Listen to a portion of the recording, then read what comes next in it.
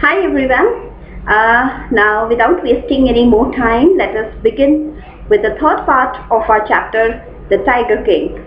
I hope you all remember the name of the author. What was the pen name of the author? Yes, Kalki. Correct. This was a satire. I told you that this is a satire written by the author, and he is trying to raise a very critical issue through this chapter, that is tiger hunting. Okay, so now let's read the third part of the chapter. From that day onward, it was celebration time for all the tigers inhabiting Pratibandhapuram. The state banned tigers hunting by anyone except the Maharaja. A proclamation was issued to the effect that if anyone dared to fling so much as a stone at a tiger, all his wealth and property would be confiscated. Okay, so there are a few words which have been used here. You should know their meaning. The very first word which is used is proclamation. Proclamation means a public announcement, okay, or an official announcement, that is called proclamation. Then there is another word which is used here, fling. This fling means to throw. And the third word is confiscated, that means taken away with authority. When we take something away with, when we have this authority and we take the things away from someone, that is called confiscated. Okay. So from that day, the tigers in Pratibandhapuram had a nice time, as the kingdom banned tiger hunting by anyone except the Maharaja. Okay, means only Maharaja was allowed to kill the tigers, otherwise no one was allowed to hunt tigers in Pratibandhapuram. It was totally banned. The law was so strict that an official announcement was made. Means an official announcement was given, made in the that Pratibandhapuram state, that if anyone was caught killing a tiger or even throwing a stone at a tiger, his wealth and property would be taken away by the kingdom of Pratibandhapuram. Okay, means the law was very strict, that no one is allowed even to throw a stone also on a tiger. Only the king, the tiger king, will kill the tiger and will throw the stone or whatever will do with the tigers. Only tiger king was allowed to do with the tigers, right? Now let's move to the second slide. Okay, so the Maharaja vowed he would attend to all other matters only after killing the 100 tigers. Initially, the king seemed well set to realize his ambitions. Not that he faced no dangers. There were times when the bullet missed its mark. The tiger leapt upon him and he fought the beast with his bare hands. Each time it was the Maharaja who won. You can see here in this picture, I have tried to show you. Okay, so the king, there is a word ambition. Ambition means, I hope you all must be knowing this meaning of this word, a strong desire, okay, to do something, that is called ambition. The king of Pratibandhapuram took an oath. Vowed means he took an oath that he would attend to all matters of the kingdom only after he had killed 100 tigers. In the beginning, it seems that he would achieve his target very fast. Okay, it was not that because he was very confident, and see, being a king, he has so many other work to take care of. But what he decided, that he will do everything later on. Firstly, he will fulfill his oath that he is going to kill 100 tigers first, and then he will take the matters of the kingdom later on. Okay, then it was not that he feared the tiger. Okay, when the king went on his hunting expeditions, he faced danger many times. At times his bullet missed its target, and the tiger jumped upon him. The king would fight with the tigers barehanded. Barehanded means unarmed. Barehanded means unarmed, means he was not having any weapon at that point of time. So without any weapons or without any arm also, he had a fight with tigers also. But each time he won and killed the tiger. Okay, each time it was the Maharaja who won. Whatever was the situation, every time Maharaja overcame that situation, and he was the one who won the situation. Okay. Now see, at another time he was in danger of losing his throne. A high-ranking British officer visited Pratibandhapuram. He was very fond of hunting tigers, and fonder of being photographed with the tigers he had shot. As usual, he wished to hunt tigers in Pratibandhapuram, but the Maharaja was firm in his resolve. He refused permission. I can organize any other hunt. You may go on a boar hunt. You may conduct a mouse hunt. We are ready for a mosquito hunt. But tiger hunt? That's impossible. Okay? Tiger he has saved for himself. So what he is trying to tell to the, one time it happened that he was having a risk of losing his his throne. A high-ranking British officer visited Pratibandhapuram once, and that British officer was very fond of hunting tigers, and he wanted to get himself photographed with the dead tigers. So he was fond of clicking photographs also with the dead tigers, to mark an impression or whatever it could be. He wanted to hunt tigers in Pratibandhapuram also, but as the Maharaja had banned killing tigers by any other person, he did not give permission to this British officer.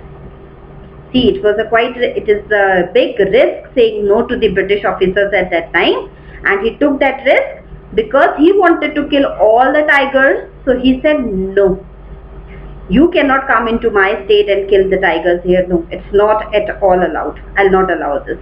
Okay, he offered him something else.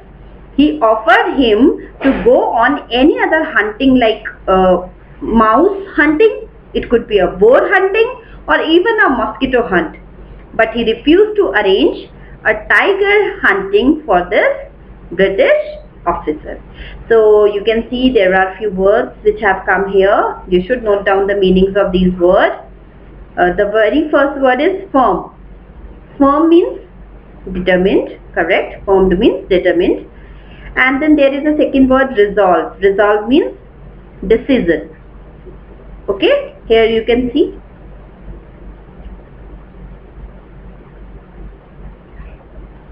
Firm in his resolve. Firm means determined. In his resolve means in his decision. Boar, I hope you all know what is boar. Boar is the wild pig. Okay.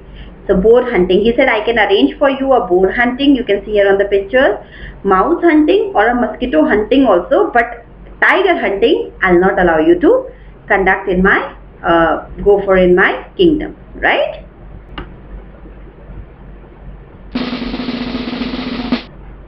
Okay, now see what happens next. The British officer's secretary sent word to the Maharaja through the Diwan that the Durai himself did not have to kill the tiger. The Maharaja could do the actual killing. What was important to the Durai was a photograph of himself holding the gun and standing over the tiger's carcass. But the Maharaja would not agree even to this proposal.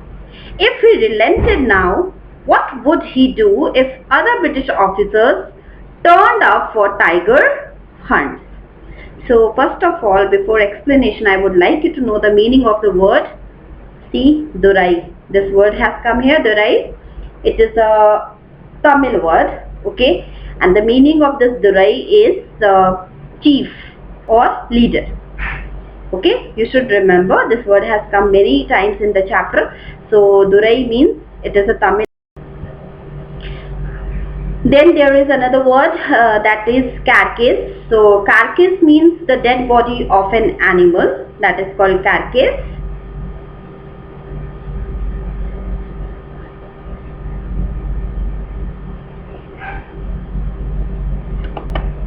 And there is a third word called relented, which means relaxed. Okay, relaxed on his actions or decisions. Right.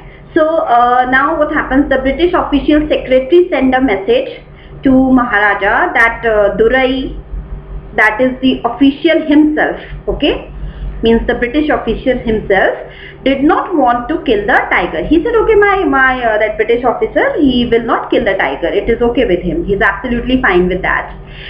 The king could kill the tiger. He only wanted to get himself photographed with the dead body of a tiger. He said, my boss only wants, that British officer, my boss only wants that his photograph must be clicked with the tiger's dead body, carcass of the tiger.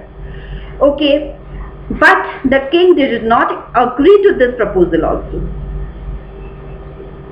He said that if he relaxed his decision, that if this time he will say yes, or he will be a little bit relaxed in his decision and allow the official to get himself photographed with a dead tiger, then other British officers would also come to Pratibandhapuram in order to fulfill their wish of hunting a tiger. So he was very wise at that point of time. He thought that if I will be little bit relaxed, or little bit single 1% loose in my this decision, then other British officers will also take the advantage of this situation, and they would also like to come and go for tiger hunting in the state of Pratibandhapuram, right?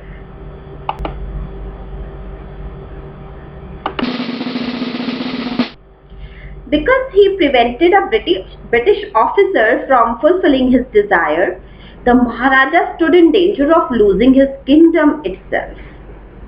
The Maharaja and the Diwan held deliberations over this issue. As a result, a telegram was dispatched forthwith to a famous British company of jewelers in Calcutta. Sent samples of expensive diamond rings of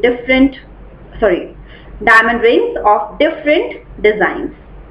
Now see what's happening. Can you guess what's happening here? It's like, Maharaja, he said no to the British officer, but later on he realized that what a big mistake he has done.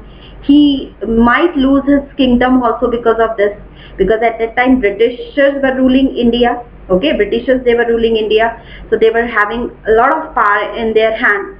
So he was little bit nervous and tensed also. So just to make up this situation, how to handle or tackle this situation now, because he has said no, so he has already said okay, right? Now what to do to make up this situation? He offered a kind of a bribe. He's trying to give bribe to someone. We will explore it later on. Before explanation, let me tell you the meaning of the word. Deliberations means, you can see here, deliberations. Deliberations means discussions. So he had a lot of discussion with his Diwan also on this issue. And dispatch means sent. Dispatch means sent. We usually use this dispatch word for letters and telegrams. Okay, so that means sent.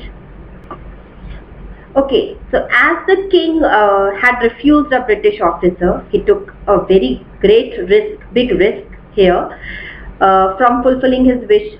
He was in danger of losing his kingdom, right? The king had discussions with the minister over this issue. He had many discussions with his Diwan on this issue, like what to be done in this case now. I have already said no to him.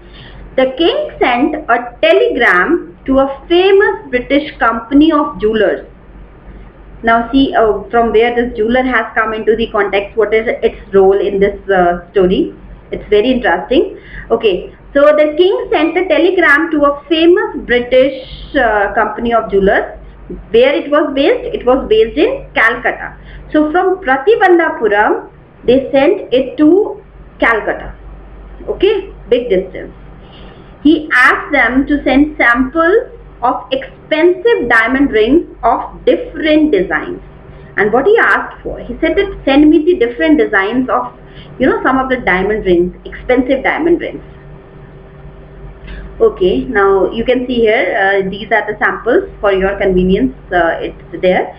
These are the samples they have asked for in their telegram. Here it is a telegram, kind of a letter. Okay, important letter. Okay, now let's move. Okay, so when they have asked for the sample rings, they have sent the telegram. What happened? Some 50 rings arrived. The Maharaja sent the whole lot to the British officer's good lady. The king and the minister expected the Durai Sani to choose one or two rings and send the rest back. Within no time at all, the Durai Sani sent her reply, "Thank you very much for your gifts."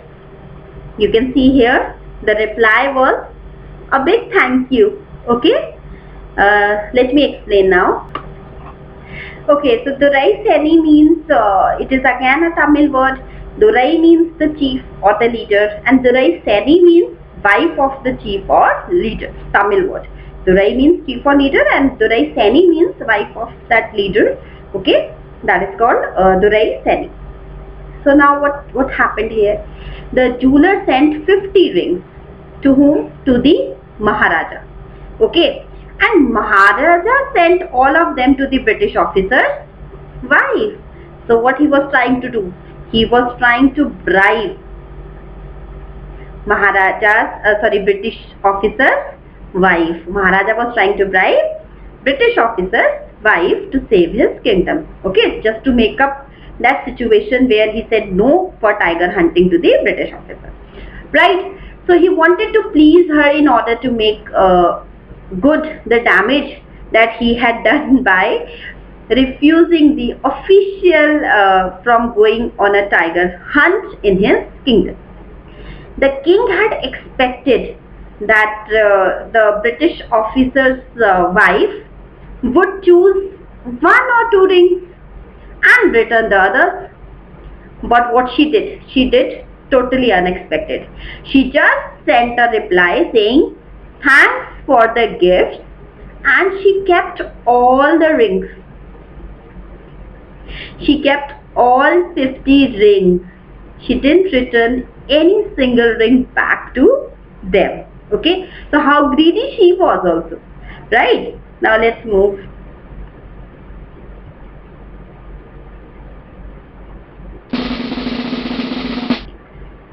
Now what is here on the screen? Can you see? Yes, it is a bill. Cash memo. Okay.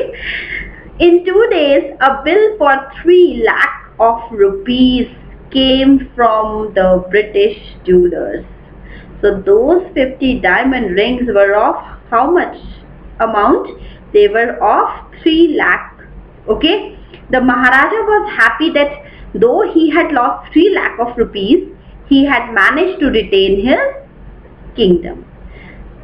See, it was a very big bill for that time. Nowadays 3 lakh it is okay because only 1 or 2 ring you get at this cost. But at that time 3 lakhs means a lot. Okay. But anyways, Maharaja was not having any issue with it. Okay. See, Maharaja was not having any problem. He said, "I'm okay. What if I have spent 3 lakhs rupees? I have been able to, manage my throne, and I have been able to retain my state, my kingdom." So he was happy with that. No issues. Now let's see.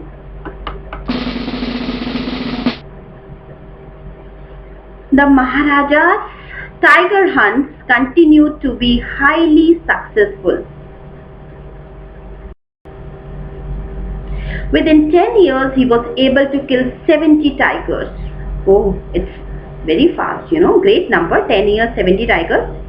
And then, an unforeseen hurdle brought his mission to a standstill. Unforeseen means unplanned. Unplanned. Okay, accidental. Hurdle means problem, and standstill means stop. Okay, the tiger population became extinct in the forest of Pratibandhapuram. Of course, when you are hunting 70 tigers in 10 years, of course, this tiger species will become extinct only. So, extinct means having no living members. Okay, that is called extinct. Who knows whether the tigers practiced birth control or committed harakiri, or simply ran away from the state because they desired to be shot by British hands alone? See, the writer is trying to create a kind of a comedy here. He is trying to bring out a humor by adding a satire. Okay, I'll explain. Harakiri, before explanation, let me tell you what is harakiri. Harakiri, it was a kind of a practice. It was a practice, of Japanese people. They used to practice this. It is just like, you do suicide. You just simply put the sword inside you, and it passes through your body just like this. You can see here in this picture. Okay, so now what was happening here? The king was very successful in his tiger hunting missions. In a span of 10 years, he killed 70 tigers. Okay, an unplanned problem all of a sudden stopped his mission. He was going great, killing 70 tigers within 10 years, but all of a sudden a hurdle came. Okay, the problem was that there were no more tigers in Pratibandhapuram. It's obvious. The writer creates humor when he says that maybe the tigers practice birth control. Okay, animals practicing birth control, it looks quite ridiculous. Okay, so he said maybe the tigers practice birth control activities and did not produce offspring. They have stopped producing offsprings, or maybe they committed suicide. See, okay, so he said, or maybe they committed suicide. He also adds that it could be that they ran away from Pratibandhapuram because they do not want themselves to be killed by Maharaja anymore. They wanted themselves to be hunted by or killed by royal personalities from a Britisher. Okay, from a Britisher. So see this, how the writer is trying to bring out humor here through these lines. Okay.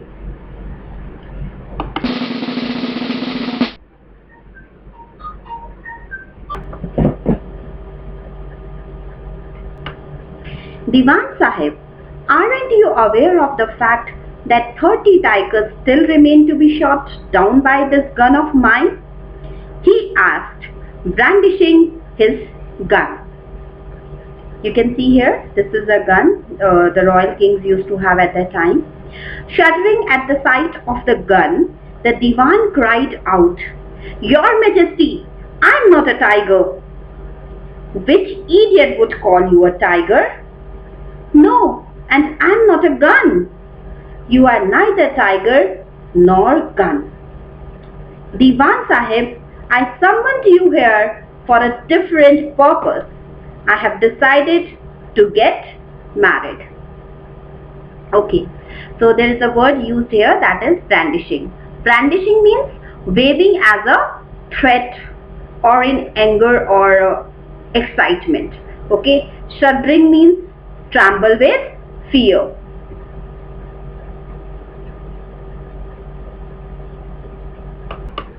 And summoned means to call somebody. Okay, one day the king called his minister and waved his gun towards him. He said that he was yet to kill 30 more tigers. The minister, Diwan Sahib, he was scared when he saw the gun, and he cried to the king that he was not a tiger, so don't kill him. As he feared that the king might aim his gun at him, the king said that he was not foolish, that he would mistake the minister for a tiger. He said, "I know you are not a tiger. I'm not going to kill you. Don't worry." Okay. The minister was so scared that he added that he was neither a gun. The king said to him that he knew that he was neither a tiger nor a gun, but on the other hand, the king had called his minister for another work. He said, I have called you for some other work, other purpose. Okay, and what was that purpose? The king wanted to get married. Now let's see what happened. The divan began to babble even more. Your Majesty, I have 2 wives already. If I marry you, don't talk nonsense. Why should I marry you? What I want is a tiger.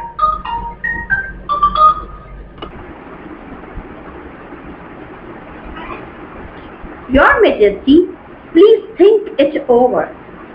Your ancestors were married to the sword. If you like, marry the gun.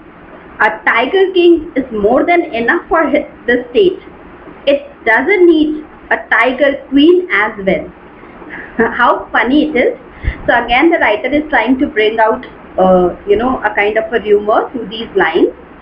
And let me explain you now. Okay, so here there it's written, the divan began to babble. So babble means to talk or say something in a quick, confused, excited or silly way.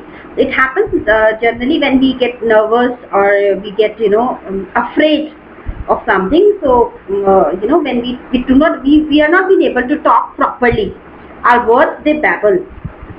So similarly, the same thing was happening with that divan. He was afraid by seeing that gun. Okay, so he was so confused that he started speaking something in a silly way. Earlier he said, sir, I am not a tiger. Then he said, I am not a gun also. And he said, if you want, he said that the king already had 2 wives. And if the minister married the king interrupted in between then only the minister and scolded him for speaking nonsense. He said that he had no reason to marry the minister and he did not want to marry the minister. See what he is saying. He said, Your Majesty, I have 2 wives already if I marry you. So he said that, Majesty, I am already having 2 wives with me. And if I will marry you, then how silly, how nonsense it is of him. See. Then he said that he wanted a tiger. So the writer again creates humor when he says that the minister told the king that he should think over his decision. He said, sir, please rethink about your decision once more of marrying me. See, Diwan Sahib, he thought that king wants to marry him. The king wants to marry Diwan Sahib. Okay, he was so nervous at that point of time. Okay, the minister adds that the king's ancestors were married to the sword. He said that your ancestors, they married to the sword, and so if he wanted, he could marry a gun. He said your ancestors, they were married to the sword, and now if you are so much need of getting married, so better you marry a gun. Why me? Leave me. Okay, but now see, he said, stop this nonsense. Why should I marry you? What I want is tiger. So now Diwan Sahib thought, oh my God, now this king wants to marry a tiger. Earlier he wanted to marry me.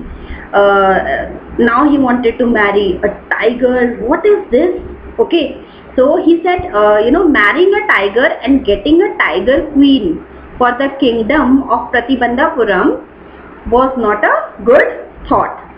He added that a tiger king was enough for the state and they did not need a tiger queen. So he was so afraid that he thought so many silly things in between. So the author is trying to bring out humor by writing these lines by adding these lines in the chapter.